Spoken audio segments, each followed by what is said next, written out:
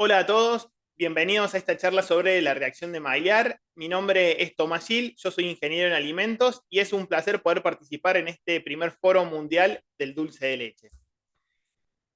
La charla la estructuré de la siguiente manera. Primero vamos a hablar sobre la importancia que tiene el color a la hora de comprar alimentos y cómo influye eso en los consumidores. Seguidamente vamos a hablar sobre generalidades de la reacción de Maillard y después vamos a hablar puntualmente de cada una de las etapas de esta reacción y qué es lo que ocurre. También mencionaré los distintos factores que afectan la cinética de la reacción de Maillard y finalmente controles que se pueden aplicar, ya sea por aditivos o por distintas técnicas, para minimizar o intensificar los productos generados en la reacción de Maillard. Acá podemos ver distintos productos vegetales donde se destacan y son muy visibles los colores presentes en sus tejidos. En este caso son todos productos vegetales que podemos ver que esos colores son llamativos y obviamente, ya sea en estos productos vegetales como en otros productos industrializados, el color es el primer indicio que tiene el consumidor con respecto a ese alimento. En el caso de las frutas y de los vegetales, puede ser un indicativo del grado de frescura, de la madurez que tenga esa fruta, si está deteriorada o no, y también va a influir en la calidad que el consumidor tenga como un prejuicio anterior a su compra. Le va a servir como un indicador,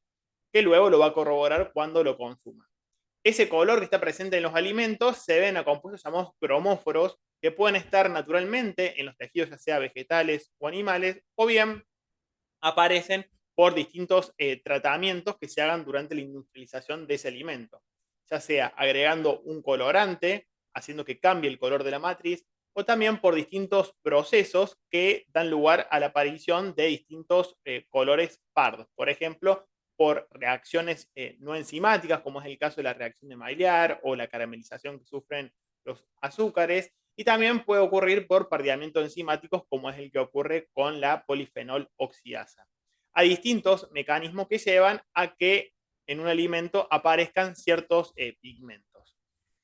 En el caso de la charla que nos respecta, que es el dulce de leche, hay dos reacciones principales que son las que ocasionan el color. Uno es la caramelización de los azúcares y principalmente se debe a la reacción de Maillard. Si uno habla en términos porcentuales, podríamos decir que entre un 85 y un 90% de esos pigmentos característicos del dulce de leche se ocasionan por la reacción de Maillard y luego por la caramelización de los azúcares en una menor medida.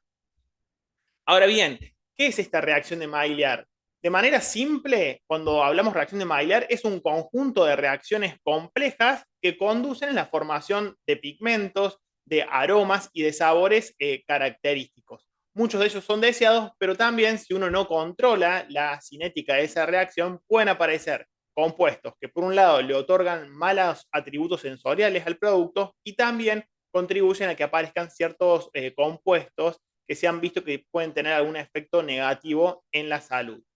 Para que ocurra esta reacción, hace falta de un azúcar reductor, como es en este caso es un disacárido el que se muestra en la imagen, pero también puede ser un monosacárido, y nos hace falta un grupo amino libre, que puede venir de un aminoácido que esté libre, de un péptido o de un polipéptido,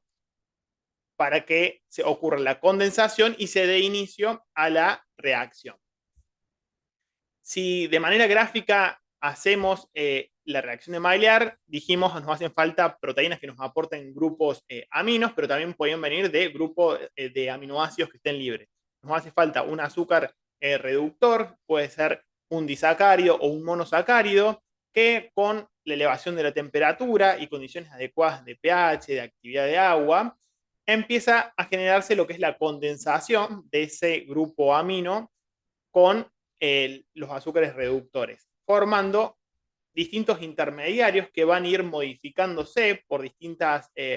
rutas de reacciones a medida que progresa la reacción y al final contribuye a generar melanoidinas, que son pigmentos que le otorgan esa coloración marrón característica al dulce de leche. En etapas iniciales vamos a notar que no hay un cambio de color, pero a medida que avance esa reacción empiezan a aparecer estos compuestos que le otorgan un color que primero es un amarillo claro y luego se va intensificando, que puede llegar a colores mucho más oscuros que el marrón. A la vez que se generan estos compuestos que le otorgan el color característico, también se aparecen lo que son aromas y sabores propios. Ahora bien, esta cinética de la reacción se ve influenciada por distintos factores que es importante tener en cuenta, como es la temperatura, el pH, la cantidad de proteínas o de aminoácidos y cuál es el tipo de aminoácido que tiene, el tipo de azúcar, si es una aldosa, una cetosa, si es un monosacárido, un disacárido. Por otro lado, el tiempo que se le da a la reacción, si hay presencias de antioxidantes y también los metales, que hay ciertos metales que pueden contribuir favoreciendo a que se dé esta reacción y a la generación de las sustancias pigmentadas.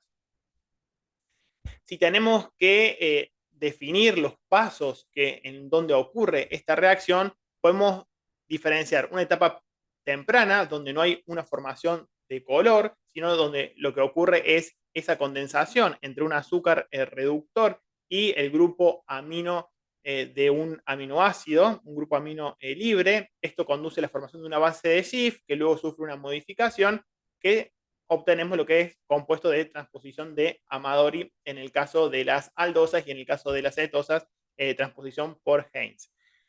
Luego estos compuestos pasan por una etapa intermedia donde se empiezan a generar un montón de intermediarios reactivos que conducen a formar aromas, sabores y también sustancias pigmentadas que aparecen en esta etapa final en una mayor concentración y ocurre también polimerización de distintos compuestos.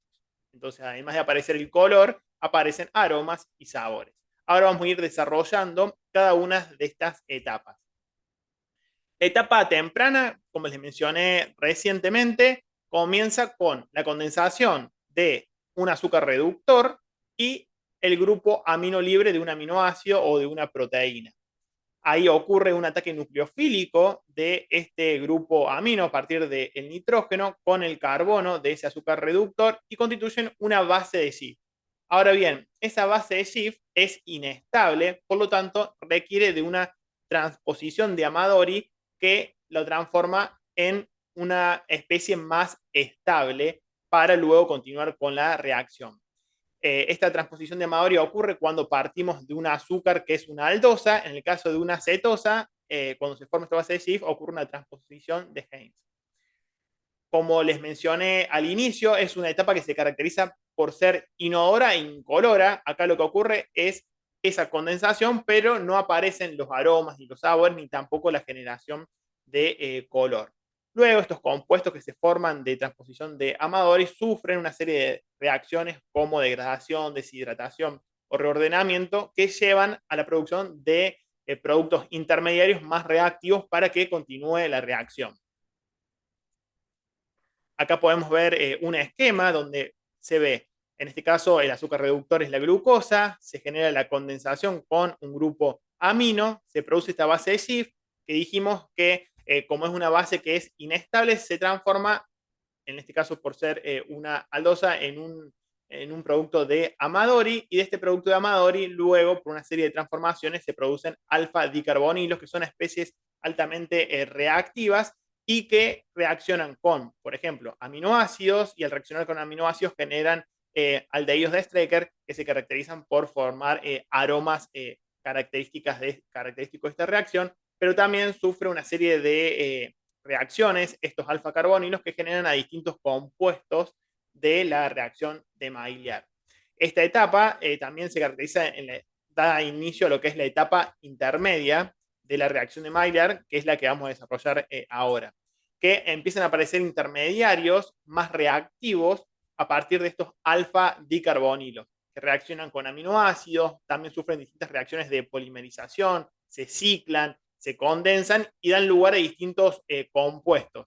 Cada uno de estos compuestos que se generan están influenciados también por las condiciones bajo las cuales se está dando esa reacción. Si es un pH más ácido, vamos a obtener determinados productos, pH alcalinos otros, entonces por eso también seguidamente vamos a desarrollar los factores que influyen en esta reacción, porque uno también puede jugar con estos factores para contribuir a la generación de ciertos compuestos y minimizar la de otros. Una de las reacciones importantes que ocurren en esta etapa intermedia es la degradación de Strecker, donde esos alfa-carbonilos interaccionan con los aminoácidos y dan lugar a una amplia gama de productos, sobre todo aromáticos, que van a depender cuál va a ser ese compuesto dependiendo del tipo de aminoácido que interaccione. Acá podemos ver lo que vimos al principio, se genera esta base de Schiff, esa base de Schiff se genera una transposición de Amadori, la cual sufre una serie de reacciones de deshidratación, fragmentación, hasta obtener compuestos intermedios que son alfa-dicarbonilo, donde estos compuestos alfa-carbonilo interaccionan con distintos compuestos, por ejemplo acá con un aminoácido que es la prolina, generando un compuesto que le otorga, por ejemplo, el olor característico al pan recién cocido. Acá, por ejemplo, los compuestos alfa-dicarbonilo interaccionan con la cisteína y se generan compuestos sulfurados. También cuando interaccionan con la asparagina generan acrilamida, que es uno de los compuestos o de los productos de la reacción de Maillard que por ahí está bajo la lupa, debido a que tiene cierta asociación de dietas ricas en consumo de acrilamida con el cáncer. Entonces, bueno, son productos que se tratan de minimizar. Y también acá podemos ver que se encuentra marcado el hidroximetilfurfural, que es un indicador, por ejemplo, de deterioro térmico en miel o en algunos productos relacionados con los azúcares. Acá podemos ver también la generación de distintos compuestos debido a los aldehídos de Strecker que se generan por la reacción. Entonces, acá podemos ver que esta etapa intermedia se caracteriza por la aparición de distintos compuestos intermediarios que dan lugar a distintos aromas y sabores característicos de esta reacción. La etapa avanzada o la etapa final de la reacción de Maillard se caracteriza básicamente porque empieza a aparecer ese color más intensificado de un color marrón oscuro propio de las melanoidinas, que tiene una estructura compleja y que esa estructura de las melanoidinas también puede estar afectada por el pH, siendo que pH más alcalinos pueden contribuir a una estructura de la melanoidina que hace que nosotros visualicemos un producto de un color más pardo. Los compuestos que se generan al final de esta reacción de Maillard van a ser compuestos tanto de bajo peso molecular como de alto peso molecular, como las melanoidinas, y no las vamos a encontrar generalmente libres estas melanoidinas, sino como melanoproteínas en la estructura de los alimentos. Ahora bien, empezando a hablar sobre los distintos factores que pueden afectar la cinética de esta reacción, uno importante es el pH. ¿Por qué es importante? Porque va a influir mucho en esa primera condensación que ocurre entre el azúcar reductor y el grupo amino libre de un aminoácido. Cuanto más ácido sea ese pH, va a estar más protonado ese grupo amino libre, por lo tanto el ataque nucleofílico que tiene que realizar al carbonilo se ve influenciado y por lo tanto esa condensación es mucho menor justamente porque pierde carácter nucleofílico. Acá podemos observar el cambio de coloración. Esto es extraído de un trabajo que se sitúa acá en la bibliografía, donde se ve que pH es ácido, no se genera un cambio de coloración, mientras que a medida que aumenta el pH empiezan a aparecer colores con mayor intensidad. Otra cuestión a tener en cuenta es que no solamente va a influir en la velocidad de la reacción en cuanto a favorecer que se genera esta condensación inicial entre el azúcar reductor y el grupo amino, sino también este pH, ya sea ácido o básico, va a contribuir a distintas rutas dentro de esta serie de reacciones que ocurren bajo el nombre de reacción de Maillard. Por lo tanto, pHs muy ácidos o también muy alcalinos pueden contribuir a generar compuestos que sean indeseables desde el punto de vista sensorial, porque otorgan, por ejemplo, astringencia o picor, o también desde el punto de vista de la salud, como por ejemplo en el caso de la producción de acrilamida. Esto es un trabajo, que acá está la fuente, muy interesante, donde se evaluó cómo influye en la generación o en la producción de color distintas condiciones iniciales de pH inicial en la formulación del dulce de leche. Acá vemos qué pasa cuando el pH inicial es de 6,5, de 7 y de 7,5. Podemos observar acá donde se informan las coordenadas colorimétricas que a medida que ese pH inicial es mayor, la luminosidad es menor, lo cual uno lo puede corroborar a simple vista. y también obviamente se visualiza en un cambio de color en ascenso con respecto al pH. En este trabajo también lo que realizaron es, además de la producción del dulce de leche, se separó la fracción soluble e insoluble para ver el aporte que generaba de melanoidinas cada una de estas fracciones. Y esta fracción insoluble también sufrió una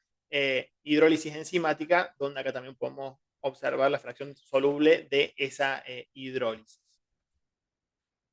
Otro de los parámetros que afecta la reacción de Maillard es la temperatura, que si bien es una reacción que tiene una energía de activación baja y que a temperaturas, por ejemplo, de refrigeración, se ha observado una reacción de Maillard que genera compuestos pardos, en general, un mayor aumento de la temperatura contribuye a una mayor o más velocidad en la reacción de Maillard. Sin embargo, hay una temperatura óptima donde distintos trabajos han citado que en alrededor de 120 grados la temperatura, digamos, máxima, porque por arriba de 120 grados la velocidad de la reacción no aumenta y por debajo de 100 grados tampoco. Entonces, en ese margen entre 100 y 120 resulta la temperatura óptima para la reacción de Maillard. Por otro lado, temperaturas más altas de 120 grados también contribuyen a la generación de acrilamida, que es un producto que uno buscaría minimizar, por lo menos desde el punto de vista industrial. En este trabajo lo que evaluaron fue formulaciones de azúcar reductor con aminoácido frente a distintas temperaturas de la reacción y cómo va evolucionando con respecto al tiempo, donde se puede visualizar si, por ejemplo, nos situamos en este tubito de ensayo de 60 minutos y comparamos las distintas temperaturas en ese tiempo, a medida que aumenta la temperatura, claramente hay una intensificación del color debido a una mayor producción de melanoidinas o bien a la producción de melanoidinas con una estructura particular que genera, digamos, esta coloración. Lo mismo ocurre si observamos para una misma temperatura y vemos cómo es el avance del tiempo, a medida que avanza la reacción, obviamente avanza la producción de estos compuestos. Relacionado con el tiempo, hay como tres fases, como mencioné al principio cuando hablaba del mecanismo de la reacción. Una etapa inicial lenta, que es donde ocurría esa condensación entre el azúcar reductor y el grupo amino libre, que es una etapa que se caracteriza por una velocidad lenta, y luego hay una velocidad de un aumento exponencial, que es en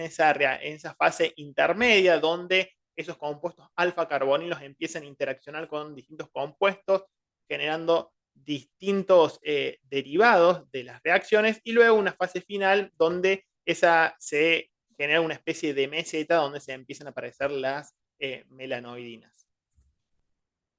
Otro factor que influye en lo que es la reacción de Maillard es la actividad de agua, donde la actividad de agua óptima es alrededor de 0,6, 0,7. Por debajo de esa actividad de agua, ya alrededor de 0,8, se empieza a volver más lenta la reacción. ¿Por qué? Porque se empiezan a diluir los reactivos que nos hacen falta para que ocurra la reacción. Por otro lado, también hay actividad de agua menor a 0,6, el proceso es mucho más lento, debido a que al haber menos agua libre, la movilidad de esos reactivos también se ve influenciada.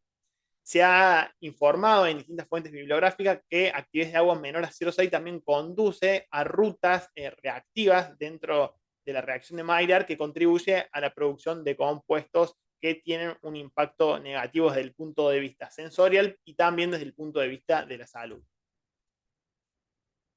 Acá podemos observar también cómo influye lo que es la concentración de azúcares y el tipo de azúcar en la generación y en la producción de compuestos. Acá, bueno, se evaluó en una solución azucarada con distintas concentraciones molares y claramente a medida que aumenta la concentración molar, aumenta la producción de compuestos pardos o bien se intensifica el color. Por otro lado, no todos los tipos de azúcar reaccionan de la misma manera. Si tenemos que hacer una comparación, las pentosas son más reactivas que las hexosas, las aldosas, perdón, más reactivas que las cetosas, y los monosacáridos son más efectivos que los disacáridos. Un paréntesis, y acá algo para tener en cuenta, es que va a depender mucho también esta reactividad que puedan tener los distintos tipos de azúcar de cuál es la matriz alimentaria. Estas condiciones que les mencionaba recién son condiciones generales, pero pueden ser influenciadas por distintos compuestos o por la naturaleza del alimento en sí, que contribuya a que pueda ocurrir que alguno de estos azúcares cambie el orden. Podemos ver que en este caso, en el estudio, la silosa es la que generó mayor producción de color, seguido de la fructosa a la glucosa, y la sacarosa claramente, como no es un azúcar reductor, no genera la producción de color. Ahora, si uno quiere producir a partir de esta sacarosa la reacción de Maillard, bueno, tiene que sufrir una hidrólisis para producir glucosa y fructosa. También un orden es la silosa es más reactivo, después le sigue la galactosa, glucosa, fructosa y recién acá aparecería la lactosa y luego la maltosa. Pero como les mencioné, depende mucho de cuál es la matriz alimentaria en la cual se encuentre ese azúcar. Los otros reactivos que son necesarios y sumamente importantes para producir la reacción es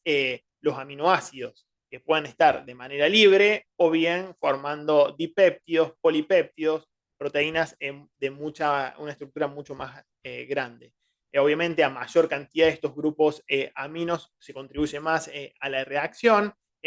A medida que van a ser más reactivos, a medida que esa cadena aumente y que tenga más grupoaminos, y los primarios son más reactivos que los secundarios.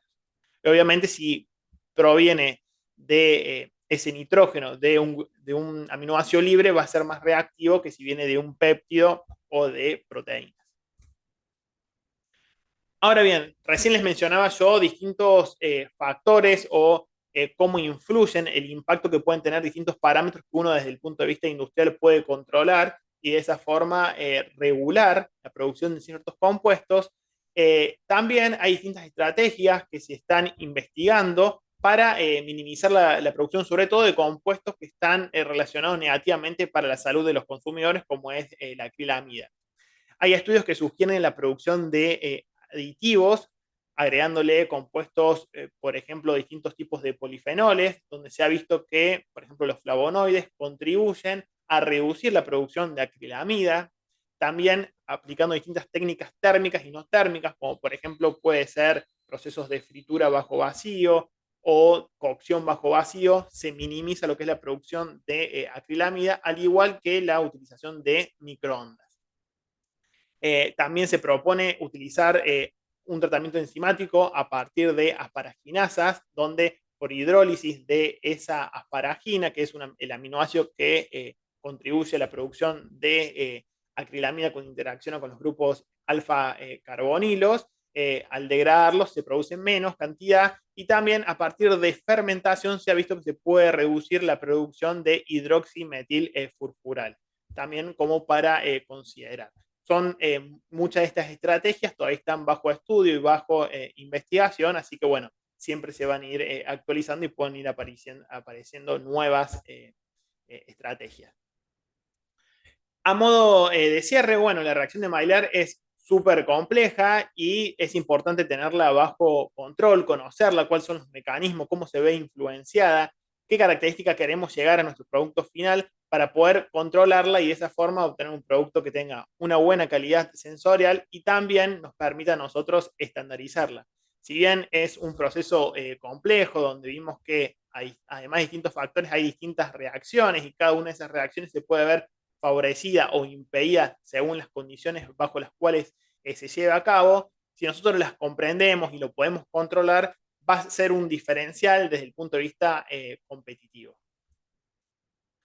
Bueno, muchas gracias a todos por haber escuchado la charla. Si bien es un evento virtual, quedo sujeto a las preguntas que tengan para realizar. Ahí les dejo mi mail de contacto, perdón, o bien también me pueden contactar por LinkedIn. Muchísimas gracias.